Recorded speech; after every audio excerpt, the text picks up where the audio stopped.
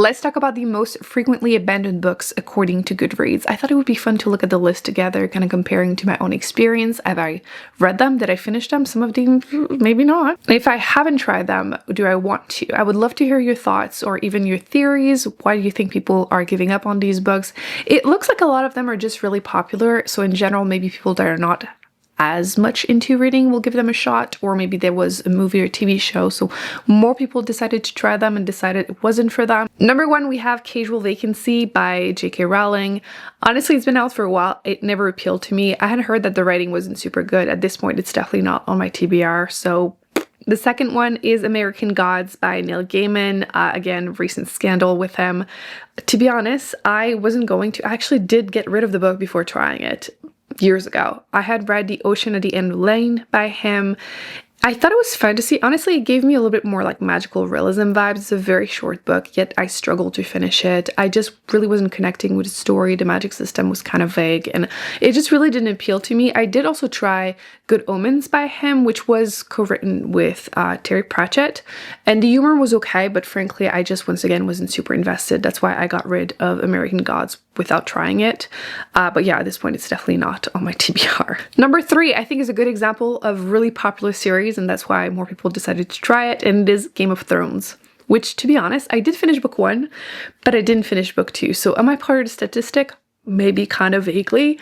I felt like book 1 was so similar to the TV show, and because the series was not completed, I kind of decided to just move on with my life. Like, it was fine, but I was getting more out of the TV show. I know that they become less and less similar over time, but honestly, I don't feel like I missed out on anything. Again, the series has yet to be completed, and I really hate waiting for next book, so I would be part of the long list of people that are frustrated. But in general, it's a really thick, dense fantasy series, so I'm assuming a lot of people probably decided to give it a shot after watching the show and decided that it wasn't really their thing. So not surprising to see it on this list. 4, we have Outlander, which I am actually part of the stat for this one because I had bought a copy at a library sale for 25 cents. So very low commitment. I had just seen it everywhere. It was when I first started watching and doing booktube videos, and I would just buy books. I feel like when you start, you get a little too excited, but 25 cents, you know, low commitment. I decided to finally give it a shot, and I realized historical fiction romance isn't really my thing, so I just got rid of it. But I did watch a couple episodes of the TV show, and I'm not closed off. Like, I will probably continue watching it. I'm not as obsessed as everyone else yet, but yeah, I'm definitely part of the stats for this one. Number 5, we have 50 Shades of Grey, which I did read the book. I did finish it, unfortunately. Again, not surprising to see it on here because I feel like at the time, everyone read that book, and like nobody's going to claim that this is great literature, but I think there is something special about a book when everyone is reading it, like Twilight, Hunger Games. Like, it's part of the fun is like everyone is currently reading it, everyone is excited about it. But yeah, this was obviously terribly written, but I feel like because there was so much hype, a lot of people probably gave it a shot, realized that it was awful, and just didn't finish it. To be honest, I was mostly shocked that people were reading that in public at the time. But yeah, not surprising to see it there, but I did finish it. Number 6, we have Jonathan Strange and Mr. Norrell. I never tried this book because it is so thick. I had heard that it was very like slow fantasy, and I just felt really intimidated. I did read Prejudice by the author and really enjoyed it, but it was much shorter. So much lower commitment, but I don't know. I think it has a little bit of dark academia vibes too, but yeah, I just never got around to reading it. I probably won't, but I'm not surprised to see it on this list just because it is super dense. I think there was a TV show, right, that has been made somewhat recently. I might try that before. Maybe it will convince me to give it a shot, but probably not. So yeah, from what I had heard, the reviews, because it is so dense and thick, I think it's like 1,000 pages. I'm not surprised to see it here. Number 7, we have Anna Karenina, which honestly, I was almost part of the stats because, oh my gosh. Russian classics and me we're not close, okay? I will admit, you get to the end and you're rooting for... Spoiler, I can tell you in the comment section, but I feel like it's a joke that everyone knows at this point. I went into this book wanting to learn about Anna, and Anna is not the main character. You discover that this is a lot more about hunting horses and like, what is it?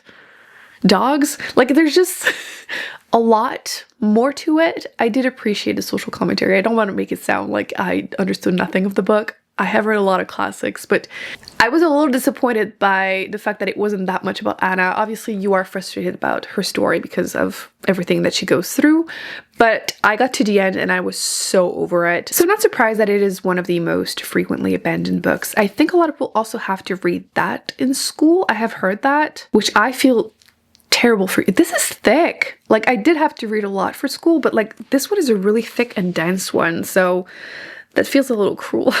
Number 8, we have Eat, Pray, Love, which I have never read. I did watch the movie, which was fine, but again, I think this was so popular that the hype probably got to a lot of people, decided to give it a shot. I haven't heard amazing things about it, so I don't know if it's just the writing that didn't appeal to people, or maybe they just kind of hated it, or just, you know, forgot about it. It does happen, even to me sometimes. I'll start a book and then just life happens and I just put it in what I like to call my pile of shame. So maybe that's what happened to people. Did you try this one? I feel like everyone read that one back in the day. Number 9, I actually really loved that book, The Girl with the Dragon Tattoo. Again, very thick book. Actually, it's right here. Obviously, my edition is extra thick because it is the mass market paperback, but again, 25 cents at a library sale. But my edition is like, what, 900 pages? 850? It is thick. But I'm actually really not surprised because the beginning is rough. Because at first you're following the police officer that isn't the main character. You're not really sure what's going on, and then you flip to the main character who is technically a journalist, like financial journalist, which wasn't really that appealing to me. But then the story actually starts and it's so good.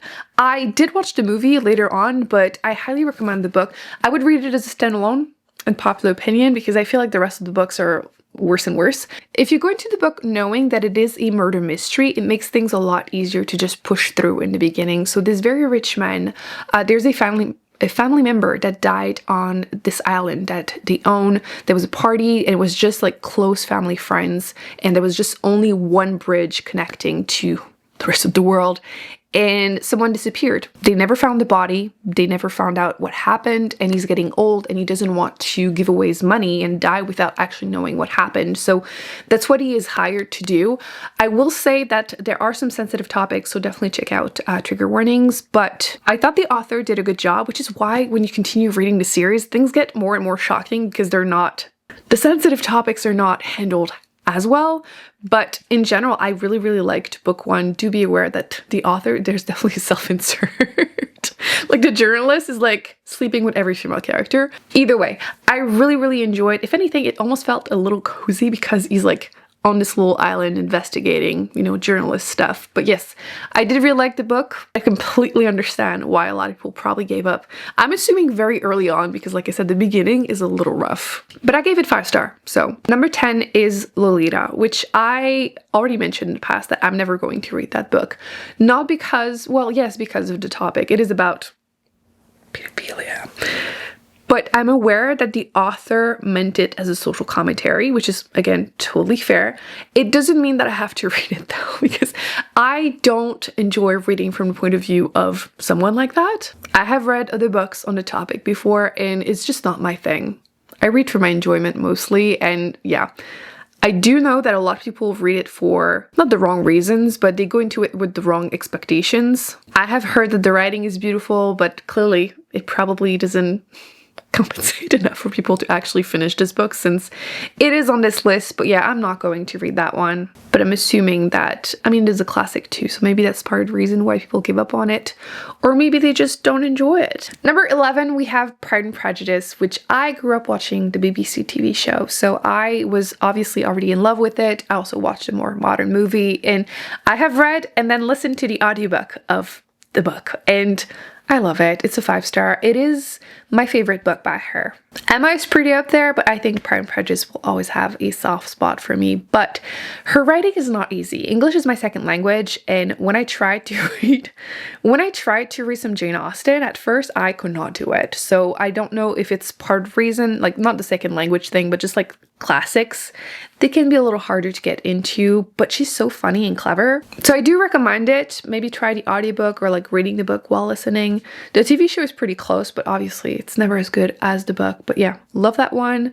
But I kind of understand why people didn't finish it. Number 12, we have The Handmaid's Tale, which unpopular opinion, I did read it and finish it. I found it a little boring. I mean, it is one of the most abandoned books, so maybe I'm not alone. Probably once again, people watched the show, decided to try the book, and it's one of those few moments where the TV show is actually better. It's a lot more fleshed out. Obviously, at this point, I don't even know how many seasons there are, but in the book, it's very focused from one point of view. She's in her own bubble going through it, dystopian, which actually feels a little too close to reality nowadays, but I just didn't really care for it. I even read The Testaments, which is part of the same series, and it was just okay. Number 13, we have The Subtle Art of Not Giving a Fuck. I'm gonna be honest, I have a personal vendetta with this kind of self-help books. I feel like they're just money grabs. I know they work for some people, and like if they do for you, I'm super happy, like genuinely. But to me, they just feel disingenuous, and like these people are just repeating things that feel obvious to me, or sometimes they write things and like, you published that, you said that. Like recently I read one that was about self-sabotage. The author basically said that, oh, you're not successful because you grew up thinking that rich people are bad people. Which the billionaire, yes, but yeah, like this is how I feel about them, so I will never read that. But I know it's popular, but if people gave up on it, maybe they feel like me. Number 14, we have Life of Pi, which I did read it in French years ago. And at the time I did like it. I struggled a little bit. At the time I would never give up on a book, by the way. Like I would always finish it. So I do think it contributed to me actually getting through it. And I had been told that the ending was worth it. Like it was making everything else worth it. So knowing that, it helped. I did not watch the movie, so I don't know if that made the book more popular, more people decided to give it a shot. But I completely understand why people would not finish this, because it was long, and it's not a thick book, but it felt very long. So not surprised that it is there. Number 15, we have 1984, which again, unpopular opinion, I found it boring. I did finish it, okay? It's not even thick, but it was a struggle. Once again, I completely understand the messages behind it. I had to study it in school, so like, don't come at me with, you just didn't get it. I did. Sometimes you can get it and still find it boring, okay? It happens. And it just wasn't for me. Again, I can appreciate the message, but if I rate a book, it's usually on my own experience, and there was no enjoyment. I don't feel like I got anything super revealing. Do I think it's very important at the moment? Sure. But I have read other books with similar topics that I enjoyed more. But yeah, I'm not surprised to see it on here because again, I found it boring. Plus, a lot of people probably had to read it also for school, so that probably contributed to the high level of abandonment. Number 16 is Moby Dick, which I'm gonna be honest, my theory for that one is that a lot of people feel like they have to read it. You know, you see those lists of like must-read books, they're often classics, and it's like you have to read them once in your life, which like I was definitely victim of that concept a lot. And I've been reading more and more and finding more and more things that are working for me more than the classics. I have a minor in French literature, so I have read a lot of classics. Not so much the English ones, I'm trying to catch up, but yet Moby Dick, I don't really want to. I know it's about the whole whale thing and there's deeper messages, but I'm assuming that's why a lot of people gave up on it. I think it's on a fairly thick side and it's pretty dense, but yeah, I don't know, it kind of never really appealed to me, except for a little moment where I thought maybe, you know, one day. A must read once in your life, but probably won't. Did you try that one? I know this list is about the most abandoned books, but I feel like it's really hit and miss in terms of reviews for me. But number 17, we have 1Q84 by Murakami, which I will never read in the book by him. I read Norwegian Wood and absolutely hated it. I was really not nice in my worst books of, was it a year or two ago? If you want to hear, you know, my harsh thoughts and some quotes, I would recommend you check that out. But I did try 1Q84 because I already owned it. Again, I've seen it on so many lists of like must read once in your life kind of list, best book of all time. And it made me realize that I don't necessarily agree with those lists because I hate the way he writes his female characters. I put this one down super quickly, like 50 pages, because I was already done after reading the other one. I just don't like to get rid of books without at least trying them. And within the first like 3 chapters, I was already over it. Like the main female character is like walking next to the highway and she goes up and down some steps. And as she's doing that, we get descriptions of her body because, of course, you're going to think about your own body as a woman when that happens. You're just walking. But also, she gets a flashback, again, chapter like 3, randomly, about this lesbian encounter that she had when she was 18. Which, like, are you being serious right now? And it wasn't the first time, okay? Norwegian Wood, there's also a lesbian encounter, which is actually essay by a child. By the way, I don't consider this a spoiler. This should never be a spoiler. And I've been told that there's something similar that happens in this one. And I was like, you know what? I will never touch another Murakami book. I know a lot of people like him. Good for you, I guess. But I don't understand the hype. I will never understand the hype. And when people say that they love him, I do side eye. Okay? I do, because his female characters are just so bad. So I'm actually part of the stats for this one because I did abandon it happily. Number 18, we have Gone Girl, which I had tried to read the book. I put it down 50 pages in. So briefly, I was part of the stat, but then I watched the movie and realized, oh, you're meant to actually not like the husband, because that's the reason I put it down the first time. I hated him within 50 pages. And then I recently actually gave it a second shot and loved it. It's even better than the movie. Amy is just so delightfully unhinged. I love like female rage kind of story, and like, is she sane? Probably not. But was it very entertaining to read? Absolutely. Like, part of me felt like she was justified. Okay, they deserve each other basically. So yeah, I love that one. I'm assuming that once again, people probably saw the movie and decided to give the book a shot. Am I sad that it is one of the most frequently abandoned books? Yes. Do I think you should give it a shot if you like the movie? Yes, because again, you will hate your husband so much more. So I'm a little sad it's on this list because it was a 5-star for me. Number 19, we have Dune, which with the movies, probably once again the reason that a lot of people have gave it a shot. And I did read it. I did finish it. Unfortunately, it was one of those cases where you finished a book just out of pure stubbornness because you know people will argue with you and tell you, well, you didn't finish it, so like you can't talk negatively about it, which like at this point I don't care. I will do it anyway, even again 50 pages in like with Murakami. But I did finish it because I had been looking forward to that one for so long. I had even bought this really pretty edition. I had waited until I had surgery. And I waited until then because I knew I would have a lot of time to focus on it. I really love like those classic sci-fi books, and I hated basically every second of it. That was a couple years ago, and I have since had to argue my opinion so many times that at this point I'm just more angry about that than the actual book. So that's why I'm like very clear that I hated this book, but part of the reason is the feedback I've received. As far as the actual list though, I'm not surprised it is on there because I'm sure I'm not the only one that found it boring, but I found the writing especially tedious. I feel like not much happens. And again, the writing is very dense. It's very vague, even for sci-fi. Was not a fan, but yes, I did finish it. So I'm technically not part of the stat, and the only reason I'm glad I did is because, again, so many people being mad that I didn't like it. Number 20, we have Wuthering Heights by Emily Bronte, who is not my favorite Bronte sister. I feel like someone else is more underrated. Either way, I did read it. I did finish it. To be completely fair to the book, I went into it with the wrong expectation because I kept hearing people say it was like a romance, or they really liked the romance, and are you guys okay?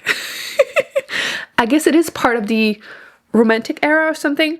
Fine, but this is a story of like two really awful people doing awful things to each other. I do think that if I had went into it with the right expectations, I probably would have enjoyed it more. It is beautifully written. I do like the gothic vibes for sure, but my expectations did tint my experience. It was still okay. I do want to know, are you going to watch the movie? Personally, I'm really disappointed by the choices in terms of the actors. I feel like I've seen people say that Dev Patel should have been the male character, and I agree. Why? So, no. And like iPhone faces. I'm not sure I'm going to watch it, but I would love to hear your thoughts. These are the 20 most frequently abandoned books according to Goodreads, and I want to know, did you try them? Did you finish them? Do you agree with this list? Do you think there are other reasons why people might have given up on these? I will be putting more videos on the screen that I recommend you check out, and I will see you in a coming one very soon. Bye.